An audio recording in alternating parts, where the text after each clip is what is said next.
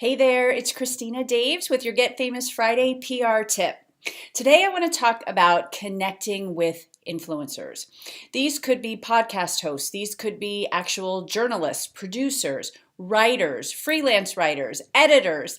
It's so important to start and build that relationship with that person. Let them start to get to know you before you pitch, because if you're sharing their work, commenting on their work, telling them how great they are, they're going to start to remember your name.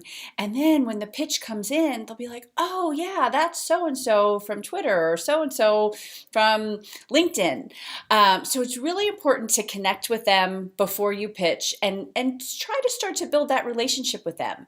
That's how I got on Fox for the first time. I actually tweeted at an anchor just saying I loved the story that she had just done. And she tweeted me back and said, if you know anything similar that would fit into this format, I'd love to hear from you. So I pitched my story and that's how I got on. So it really is that easy. So that's this week's PR tip. If you'd like to learn more and really dive in, please join the PR Challenge at yourprchallenge.com. I will show you step by step how to get more exposure, how to get media coverage.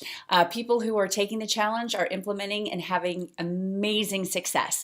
So I invite you to join us and I'll see you in the media.